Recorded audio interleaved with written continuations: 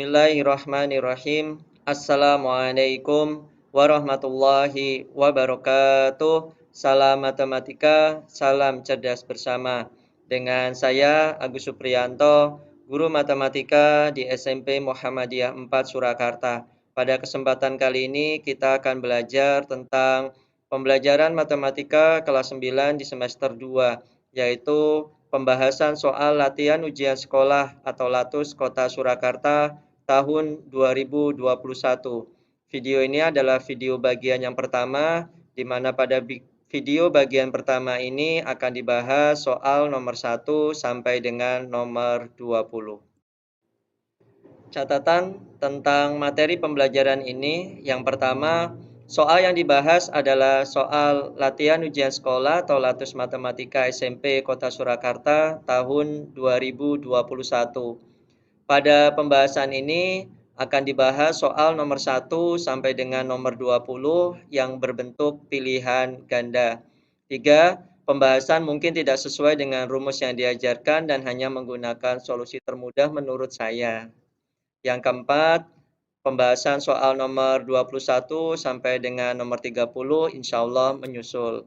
Karena video ini akan berdurasi sangat panjang, bisa dipersiapkan cemilan atau minuman sehingga bisa belajar sambil santai. Kita masuk ke soal nomor 1. Operasi A omega B artinya kuadratkan A, kemudian kurangkan hasilnya dengan 5 kali B. Nilai dari negatif 4 omega 4 adalah, untuk alternatif penyelesaiannya, kita pahami dulu operasi omega ini.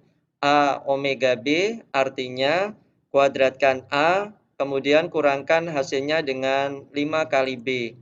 Kalau dibuat dalam bahasa matematika, dalam operasi matematika, A omega B itu akan sama dengan A kuadrat dikurangi 5B. Dari bahasa ini, kuadratkan A, kemudian kurangkan hasilnya dengan 5 kali B. Kita masukkan nilainya, kita substitusi. Negatif 4 omega 4 itu sama dengan negatif 4 kuadrat dikurangi 5 kali 4. A kuadrat berarti negatif 4 dikuadratkan, kemudian 5B, 5 dikali B, berarti 5 dikalikan 4. Sama dengan negatif 4 kuadrat, sama dengan 16, negatif 5 dikali 4, itu sama dengan negatif 20, sama dengan 16 dikurangi 20. 16 dikurangi 20, jawabannya adalah negatif 4. Jawabannya adalah yang B. Kita masuk ke soal nomor 2 tentang aritmetika sosial. Pak Roni adalah pedagang bakso yang menjual bakso dengan harga Rp10.000 per porsi.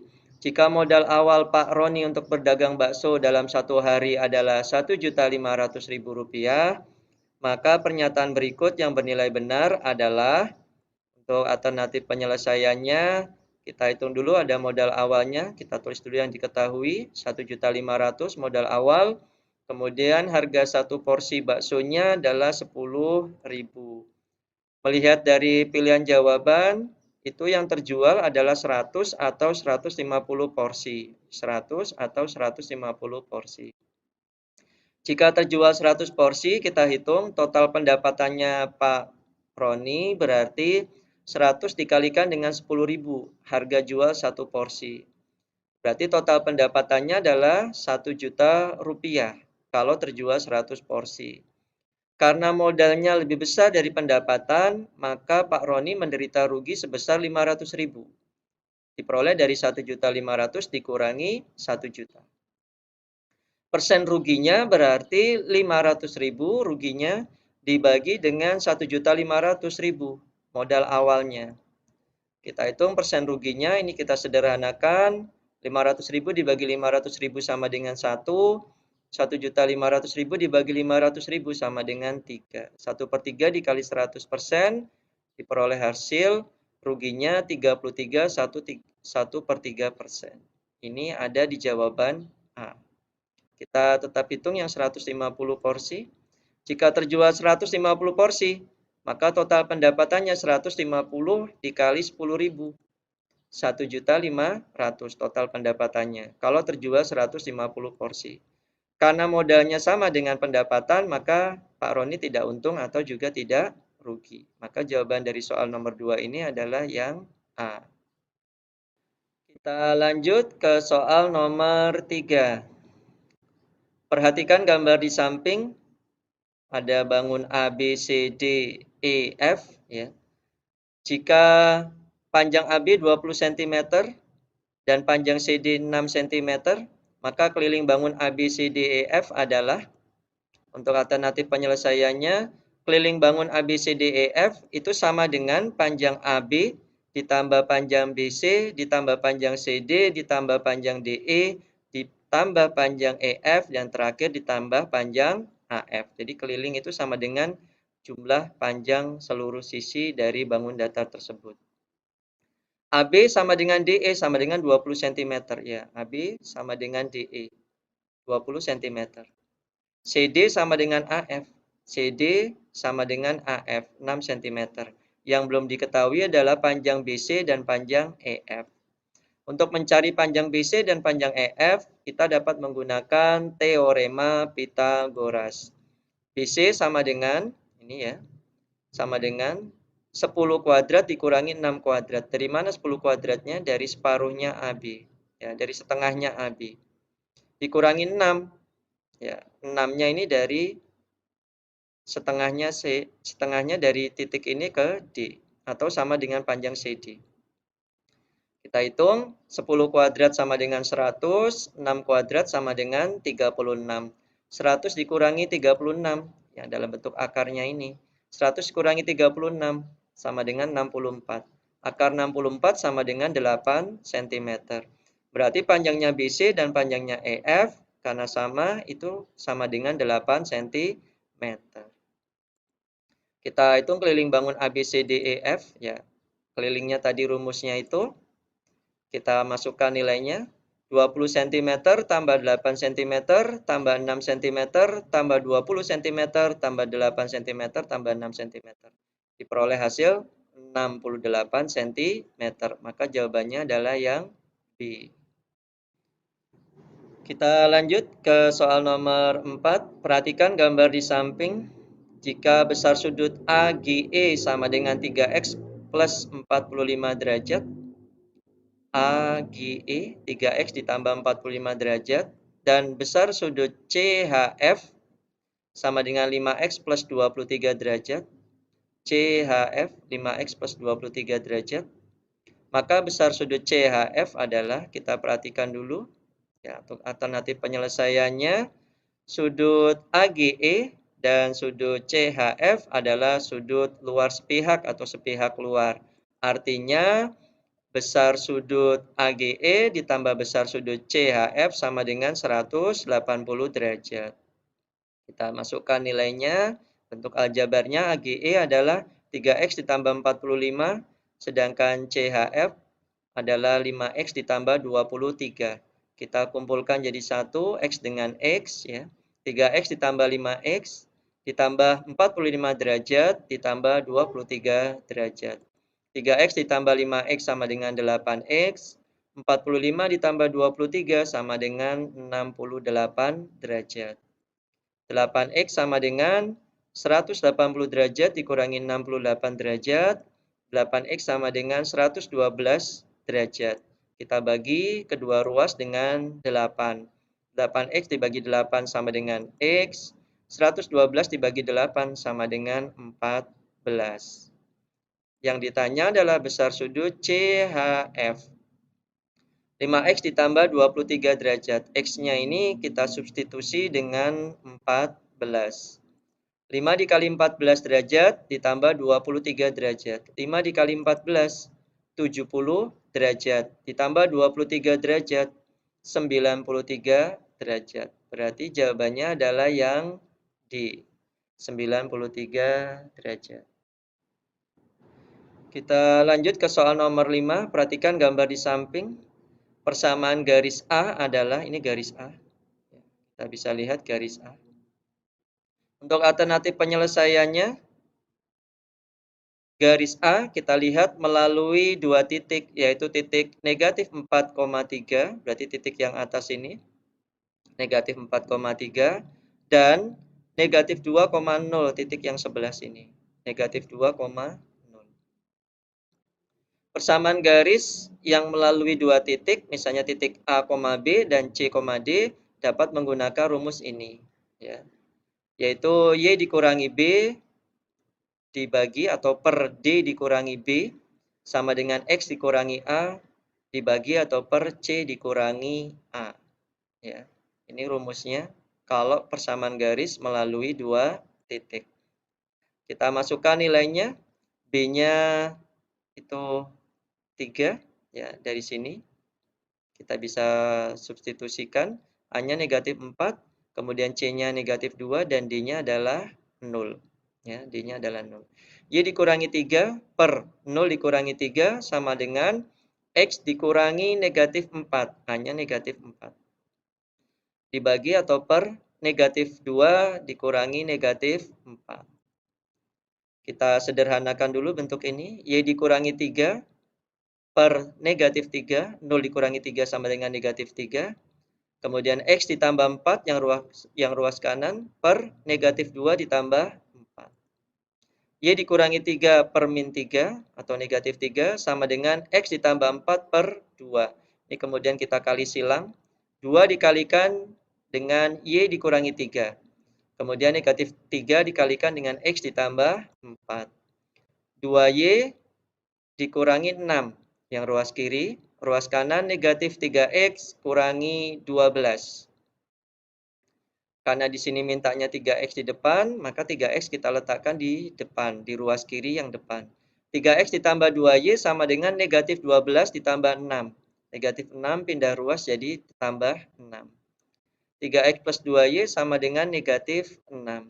Jawabannya adalah yang C. Kita lanjutkan ke soal nomor 6. Harga setengah lusin pensil dan 3 buku tulis adalah Rp28.500. Sedangkan harga 2 pensil dan 5 buku tulis Rp19.500. Jika Rini membawa satu lembar uang 50 ribuan untuk membeli 5 pensil dan 8 buku tulis, maka uang kembalian yang diterimanya adalah, ini soal tentang persamaan linier dua variabel. Alternatif penyelesaiannya, kita misalkan buku dengan B dan pensil dengan P.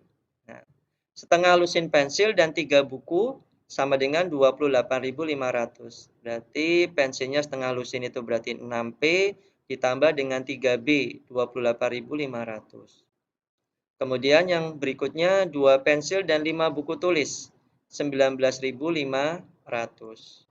Ya. Ini kita coba eliminasi. Yang saya eliminasi adalah yang P. Supaya bisa dieliminasi, maka koefisien dari P kita samakan terlebih dahulu. Untuk yang atas, persamaan yang atas saya kalikan 1, persamaan yang bawah kita kalikan dengan 3. Atas kali 1 berarti tetap, tidak berubah. 6P ditambah 3B sama dengan 28.500. Kemudian yang persamaan kedua kita kalikan 3, 6P, 2P kali 3 sama dengan 6P, 5B dikali 3 sama dengan 15B. 19.500 kali 3 sama dengan 58.500. Kemudian kita kurangi, 6P dikurangi 6P sama dengan 0. 3B dikurangi 15B, negatif 12B. 28.500 dikurangi 58.500, negatif 30.000. Kita bagi dengan negatif 12 kedua ruas. B sama dengan 2.500. Berarti harga satu buku tulis adalah 2.500. Kita substitusi nilai B 2.500 ke salah satu persamaan. Ya, boleh persamaan 1, boleh persamaan 2. Ini saya pakai persamaan yang 2. 2P tambah 5B sama dengan 19.500. 2P ditambah 5 dikali B. 5 dikali 2.500 sama dengan 19.500 ya. Ini persamaannya dulu. 2P ditambah 5 dikali 2.500 sama dengan 12.500. Ya. 2P sama dengan 19.500 dikurangi 12.500. 19.500 kurangi 12.500 sama dengan 7.000. 2P sama dengan 7.000. Kedua ruas kita bagi dengan 2. P sama dengan 3.500. Berarti satu pensilnya 3.500. Harga 5P ditambah 8B. Dari sini ya, 5 pensil, 8 buku tulis. 5 dikali 3.500, 8 dikalikan dengan 2.500. Ya. 5 dikali 3.500 sama dengan 17.500. 8 dikali 2.500 sama dengan 20.000. 17.500 ditambah 20.000 sama dengan 37.500. Uang kembaliannya 50.000 dikurangi 37.500, yaitu 12.500. Jawabannya adalah yang A. Kita lanjutkan ke soal nomor 7. Seorang pengamat berada di atas sebuah menara mercusuar dengan ketinggian 120 meter. Pengamat melihat perahu nelayan A dan B. Jarak pengamat ke perahu nelayan A 150 meter dan jarak pengamat ke perahu nelayan B 200 meter. Posisi alas mercusuar, perahu nelayan A dan perahu nelayan B segaris. Jarak perahu nelayan A dan perahu nelayan B adalah, kita coba selesaikan. Ini misalnya saya buat sketsa gambarnya. Pengamatnya ada pada ketinggian 120 meter. Pengamat melihat perahu nelayan A dan B. Jarak pengamat ke perahu nelayan A ini. Ya. Jarak pengamat ke perahu nelayan A 150 meter. Jarak pengamat ke perahu nelayan B adalah 200 meter. Ya. Jarak perahu nelayan A dan perahu nelayan B berapa? Oke. Tanya, berarti panjangnya AB yang ditanya. Kita akan mencari panjang OA-nya dulu dari sini ke sini. Ya. Dengan menggunakan Pitagoras, rumus Pitagoras. Panjang OA sama dengan 150 meter kuadrat dikurangi 120 meter kuadrat. Ya. Jadi panjang OA sama dengan akar dari 150 kuadrat dikurangi 120 kuadrat.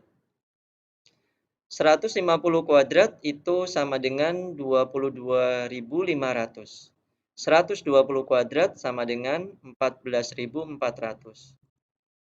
22.500 dikurangi 14.400 sama dengan 8.100. Berarti panjangnya OA akar dari 8.100. 90 meter. Ini panjangnya OA adalah jaraknya 90 meter. Sekarang kita cari panjangnya OB-nya dari O ke B. Panjang OB sama dengan ini 200 kuadrat dikurangi 120 kuadrat. Jadi panjang OB adalah akar dari 200 kuadrat dikurangi 120 kuadrat. 200 kuadrat sama dengan 40.000, 120 kuadrat sama dengan 14.400. 40.000 dikurangi 14.400 sama dengan 25.600. Panjangnya OB akar dari 25.600, yaitu 160 meter. Jaraknya AB, nelayan A dan B, itu sama dengan OB dikurangi OA. 160 dikurangi 90. 160 kurangi 90 sama dengan 70 meter. Berarti jawabannya yang B. Kita lanjut ke soal nomor 8. Sebuah prisma tegak. Alasnya berbentuk belah ketupat dengan panjang diagonal alas 18 cm dan 24 cm. Jika tinggi prisma 30 cm, maka luas permukaan prisma adalah, ya, untuk alternatif penyelesaiannya, diagonal satunya 18 cm, diagonal 2-nya 24 cm. Kalau kita gambar berarti alasnya seperti ini, belah ketupat ya. Diagonal satunya 9 sama 9. Karena 18. Panjangnya 18 dibagi 2, 9 sama 9. Kemudian diagonal 2-nya 24 dibagi 2, masing-masing 12 sama 12. Kita akan mencari panjang sisi alas pada belah ketupat ini ya, pada prisma ini. Karena panjang sisi alasnya ini kita bisa lihat ada segitiga. Kita cari dengan menggunakan teorema Pitagoras. Panjang sisi alas sama dengan akar dari 9 kuadrat ditambah 12 kuadrat. Panjang sisi alas sama dengan akar dari 81 ditambah 144. 81 ditambah 144 adalah 225. Berarti panjang sisi alasnya akar dari 225, yaitu 15 cm. Untuk luas permukaan prisma itu sama dengan 4 kali luas sisi tegak ditambah 2 kali luas sisi alas. Karena prisma itu alas dan tutupnya sama luasnya, maka saya buat 2 kali luas sisi alas. 4 kali luas sisi tegak. Sisi tegaknya berarti 15 dikalikan tingginya 30. Nanti dikalikan 4. Kemudian 2 kali sisi alas berarti 2 dikali setengah kali diagonal 1 kali diagonal 2. 4 dikali 15 kali 30, 450. Kemudian yang sisi alasnya luasnya 2 kali setengah itu berarti 1, 18 dikali 24 itu 432. 4 dikali 450, 1800. Ditambah 432, 2232 cm persegi. Jawabannya adalah yang D. Kita lanjutkan ke soal nomor 9. Diagram batang berikut ini menunjukkan data hasil panen padi setiap hektar dari tahun 2016 sampai tahun 2020. Jika rata-rata panen padi selama 5 tahun sama dengan 17 ton, maka banyak panen padi pada tahun 2019 adalah, jadi tahun 2019 ini kita diminta mencari. Untuk alternatif penyelesaiannya, kita cari dengan menggunakan rumus rata-rata. X bar sama dengan X1 ditambah X2 ditambah X3 tambah X4 tambah X5 dibagi dengan 5, karena ada 5. Dari tahun 2016 sampai tahun 2020. Untuk yang pertama, ya, 2016 itu 15, 2017 itu panennya 17 ton, 2018 panennya 20 ton, 2019 itu dicari, 2020 15 ton. Dibagi dengan 5 karena datanya ada 5. Rata-ratanya adalah 17 ton untuk 5 tahun tersebut. Kita hitung 15 tambah 17 tambah 20 tambah 15 diperoleh 67. Ditambah A dibagi 5 sama dengan 17. 5 kita kalikan dengan 17. 67 ditambah A sama dengan 17 dikali 5. 67 ditambah A sama dengan 17 dikali 5 sama dengan 85. Berarti A-nya sama dengan 85 dikurangi 67. A-nya 18 ton. Berarti tahun 2019 panennya adalah 18 ton. Jawabannya yang C. Kita lanjut ke soal nomor 10. Dalam sebuah kotak berbentuk kubus terdapat 5 buah bola yang diberi nomor 1, 2, 3, 4, dan 5.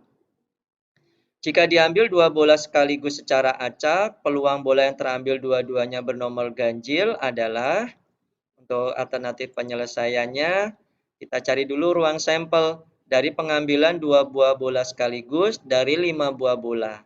Sebagai berikut ya untuk ruang sampelnya.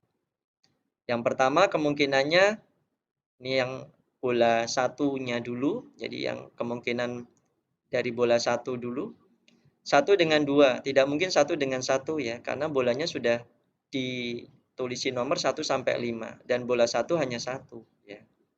Jadi kemungkinannya terambil 1 dengan 2, 1 dengan 3, 1 dengan 4, dan 1 dengan 5. Kemudian kita lanjutkan. Karena 2 dengan 1 sama dengan 1 dengan 2, jadi 2 dengan 1 tidak ditulis lagi. Jadi kemungkinan berikutnya yang kalau terambil nomor 2 adalah 2 dengan 3, 2 dengan 4, 2 dengan 5. Kita lanjut, kalau yang terambil bola dengan nomor 3. Karena dengan nomor 1 dan nomor 2 sudah, berarti tinggal 3 dengan 4 dan 3 dengan 5. Yang terakhir adalah 4 dengan 5. Ya. Kita lihat ruang sampelnya. Ada berapa? 1, 2, 3, 4. 5, 6, 7, 8, 9, 10. Jadi ruang sampelnya banyaknya ada 10.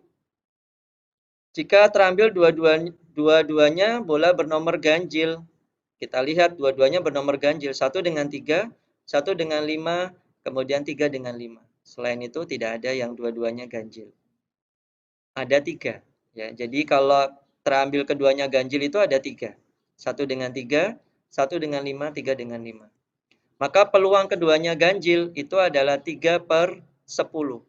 3-nya dari sini, 10-nya dari ruang sampel. Kita lihat di jawabannya, ternyata minta dalam bentuk pecahan desimal. 3/10 kita jadikan pecahan desimal, 0,3. Jadi jawabannya adalah yang C. Kita lanjutkan ke soal nomor 11 tentang bilangan berpangkat. Hasil dari 32 pangkat 1/5 dikurangi 16 pangkat 3/4 adalah alternatif penyelesaiannya. Kita akan membuat faktorisasi prima dulu dari 32 dan 16 dengan menggunakan pohon faktor. 32 kita bagi dengan 2 sama dengan 16. 16 dibagi dengan 2 sama dengan 8. 8 dibagi dengan 2 sama dengan 4. Dan 4 dibagi dengan 2 sama dengan 2. Kemudian 16. Kita buat pohon faktornya dulu. 16 dibagi 2 sama dengan 8. Sebetulnya dari sini sudah terlihat ya. Hanya saja ini saya hitung lagi biar lebih paham. 8 dibagi dengan 2 sama dengan 4. 4 dibagi dengan 2 sama dengan 2. 32 kita lihat. 1, 2, 3, 4, 5. Ternyata 32 diperoleh dari 2 kali 2 kali 2 kali 2 kali 2. Jadi ada 5. 2 pangkat 5. 16 diperoleh dari 1, 2, 3, 4. Diperoleh dari 2 kali 2 kali 2 kali 2. 2 pangkat 4. Nah, kita akan mengganti atau mensubstitusi dari bilangan basisnya ini dalam bentuk pangkat ya. 32 pangkat 1/5 dikurangi 16 pangkat 3/4 sama dengan 32 itu 2 pangkat 5 dikalikan 1/5 dikurangi 16 itu sama dengan 2 pangkat 4 dipangkatkan dengan 3/4. Jadi bentuknya menjadi 2 pangkat 5 pangkat 1/5 dikurangi 2 pangkat 4 pangkat lagi 3/4. Nah, untuk bilangan berpangkat kemudian dipangkatkan lagi, itu rumus cepatnya pangkatnya dikalikan. Ya. 2 pangkat 5 dikali 1/5 dikurangi 2 pangkat 4 dikali 3/4. Ya, kita coret pangkatnya ini, 5 dikali 1/5. Itu 5-nya bisa kita coret, 5 dikali 1 itu 5, dibagi 5 sama dengan 1. Jadi kembali lagi, ya hasilnya 1. Kemudian yang 4, ini juga kita bisa coret, 4 dibagi 4 itu sama dengan 1.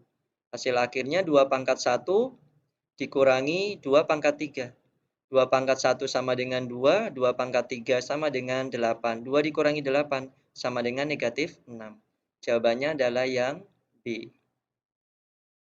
Kita lanjut soal nomor 12. Ini bentuknya berarti bentuk akar, ya, operasi bentuk akar. Hasil dari 2 akar 45 ditambah akar 20 dikurangi akar 125 adalah, untuk alternatif penyelesaiannya, 2 akar 45 ditambah akar 20 dikurangi akar 125. Nah, bisa kita lihat. Jadi intinya kalau bilangan berpangkat ini, bentuk akar seperti ini kalau ditambah atau dikurang adalah kita cari ya dalam bentuk akar ini dengan bilangan yang bisa dibagi dengan bilangan yang sama. Misalnya dibagi 2, apakah tiga-tiganya bisa dibagi dengan 2? Kalau bisa kita coba untuk mengoperasikan mencari akarnya. Nah, dari soal ini bisa terlihat 45, 20, 125. Ini bisa dibagi ketiganya dengan bilangan 5. Ya. Nah, kita coba dibagi dengan 5. 45 dibagi 5 itu hasilnya 9. Oh, berarti 45 itu diperoleh dari 9 kali 5. 20 juga bisa dibagi dengan 5. Hasilnya 4. Oh, berarti 20 diperoleh dari 4 kali 5. Dan terakhir, 125 dibagi 5 itu 25. Berarti 125 ini hasil kalinya 25 dikali 5. Nah, akar 9 itu ada nilainya. Akar 4 juga ada nilainya. Akar 25 juga ada nilainya. Nah, makanya bentuknya seperti ini. 2 dikali akar 9 dikali 5. Kemudian ditambah akar dari 4 kali 5 dikurangi akar dari 25 dikali 5. Akar dari 9 itu 3. Ya. 3-nya ini kita kalikan dengan 2 yang sudah ada di depannya dari koefisiennya akar ini. Di akar 5. Akar 5 tidak kita jabarkan karena jawabannya minta dalam bentuk akar 5. Akar 4 sama dengan 2. Sehingga bentuknya menjadi 2 akar 5. Akar 25 sama dengan 5. Sehingga bentuknya menjadi 5 akar 5. 2 dikali 3 sama dengan 6 akar 5. Ditambah 2 akar 5 kurangi 5 akar 5. Kita lihat koefisiennya. Kita operasikan. 6 ditambah 2 kurangi 5 akar 5. 6 ditambah 2, 8. Dikurangi 5, 3. Ya, jadi jawabannya adalah 3 akar 5. Jawabannya adalah yang A. Kita lanjut ke soal nomor 13. Hasil dari 125 pangkat 1/2 dipangkatkan lagi 2/3. Ini sama seperti soal nomor 11 tadi ya. Hasilnya berapa? Alternatif penyelesaiannya, kita buat faktorisasi prima dari 125. 125 dibagi 5, hasilnya 25. 25 dibagi 5, hasilnya 5. Berarti 125 itu sama dengan 5 pangkat 3. Kita ubah bentuk ini. Ya. 125 pangkat setengah dipangkatkan lagi 2/3. Kita ubah dalam bentuk 5 pangkat 3 dipangkatkan setengah dipangkatkan lagi 2/3. Nah, pangkatnya bisa kita kalikan untuk mempercepat memperoleh penyelesaiannya. 5 pangkat 3 kali setengah kali 2/3. Kita coret bilangan yang sama ya. 2 dibagi, oh ini kita hitung semuanya berarti ya. Maaf ya, ini kita hitung semuanya. 3 dikali 1, 3. 3 dikali 2, 6. Kemudian penyebutnya 2 dikali 3, 6. 6/6 sama dengan 1. 5 pangkat 1, 5. Jawabannya adalah yang C. Kita lanjut ke soal nomor 14. Persamaan kuadrat X kuadrat dikurangi 15X ditambah 18 sama dengan 0 mempunyai akar-akar P dan Q. Persamaan kuadrat baru yang mempunyai akar-akar 2P dan 2Q adalah, kita akan mencari dulu jumlah dan hasil kali akar-akar persamaan kuadrat X kuadrat kurangi 15X tambah 18 sama dengan 0. Kita cari nilai ABC-nya dulu. A-nya koefisien X kuadrat 1. B-nya koefisien X sama dengan 15, negatif 15, maaf, dan C-nya 18. Jumlahnya P tambah Q, misalnya kan akar-akarnya tadi P dan Q. P tambah Q, itu sama dengan negatif B per A. Negatif B, berarti negatif dari negatif 15 per 1. Negatif, negatif, ya. Positif. 15 dibagi 1 sama dengan 15. Kemudian hasil kalinya P kali Q sama dengan C per A. C-nya 18, A-nya 1. 18 dibagi 1 sama dengan 18. Akar-akar persamaan kuadrat yang baru 2P dan 2Q. Ya, akar-akar persamaan barunya 2P dan 2Q. Kita cari juga jumlah dan hasil kalinya. 2P tambah 2Q itu sama dengan 2 dikali P tambah Q. Nah, P tambah Q kita sudah punya nilainya. Lihat dari sini, P tambah Q. 2 dikali 15 sama dengan 30. Kemudian hasil kalinya 2P dikali 2Q sama dengan 4PQ. PQ kita juga sudah punya. PQ itu sama dengan P kali Q. 4 dikali 18 sama dengan 72. Berarti persamaan kuadrat baru dengan akar-akar 2P dan 2Q adalah X kuadrat ya, dikurangi 30X ditambah 72 sama dengan 0. Jadi jawabannya yang A. Kita lanjut ke soal nomor 15. Koordinat bayangan titik B 2, negatif 3 oleh refleksi terhadap garis X sama dengan negatif 3 adalah, Untuk alternatif penyelesaiannya, ya ini ada rumusnya. Pencerminan terhadap garis X sama dengan H, maka koordinat bayangannya adalah 2H dikurangi X, Y. Jadi koordinatnya bayangannya 2H dikurangi X, Y. Kita masukkan saja nilainya. Bayangan titik B 2, negatif 3 oleh refleksi terhadap garis X sama dengan negatif 3 adalah hanya kita substitusi dengan negatif 3. Berarti 2 dikali negatif 3 dikurangi 2, Y-nya tetap negatif 3. 2 dikali negatif 3 itu sama dengan negatif 6 dikurangi 2, negatif 3. Negatif 6 kurangi 2. Negatif 8, negatif 3. Jawabannya adalah yang D. Kita lanjutkan ke soal nomor 16. Arga mempunyai gambar segitiga seperti tampak pada gambar di samping ini. Ya, bisa dilihat gambar di samping. Dia akan memutar segitiga tersebut dengan pusat titik C sebesar 90 derajat berlawanan arah jarum jam, berarti arahnya ke sana. Berlawanan arah jarum jam, berarti ke sana. Ke sebelah tangan kiri ya. Koordinat hasilnya adalah alternatif penyelesaiannya, kita lihat koordinat A-nya dulu 1,2, koordinat B-nya 3,1 dan koordinat C-nya adalah 2, negatif 3. Jika diputar sebesar 90 derajat berlawanan arah jarum jam dengan titik pusat C, maka hasilnya sebagai berikut. Nah, ini hasilnya. 90 derajat. Titik C-nya ini menjadi titik pusat perputarannya ya. 90 derajat garis BC yang awal ini diputar 90 derajat. Ya, ini menjadi B aksen C aksen ya.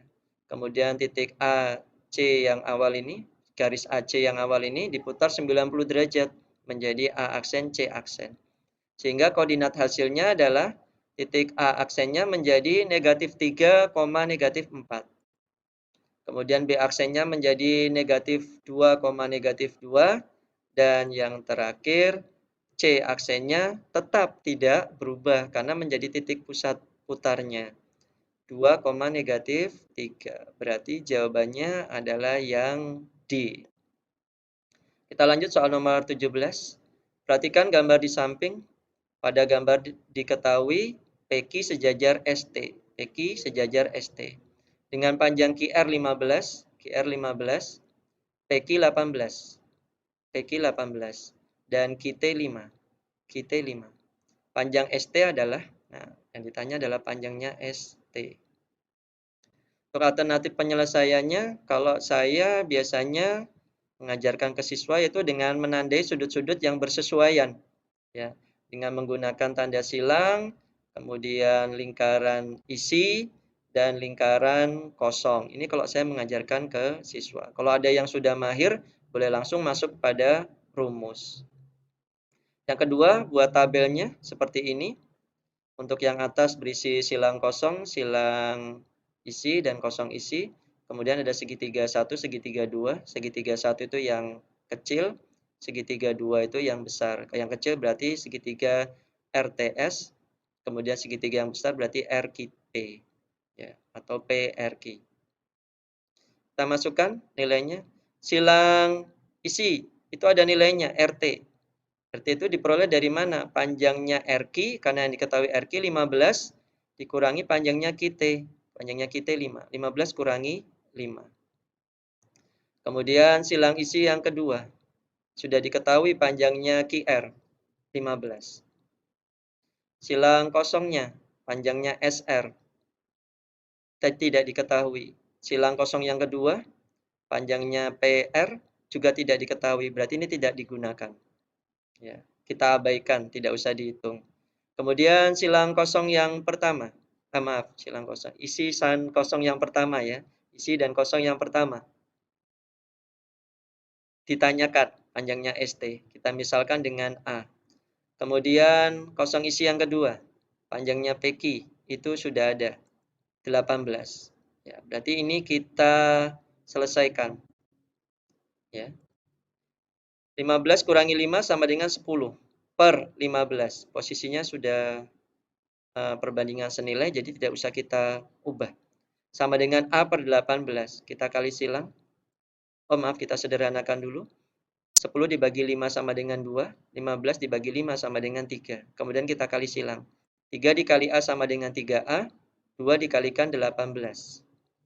Tapi biasanya kalau saya langsung saya bagi kedua ruas dengan koefisien. Ya.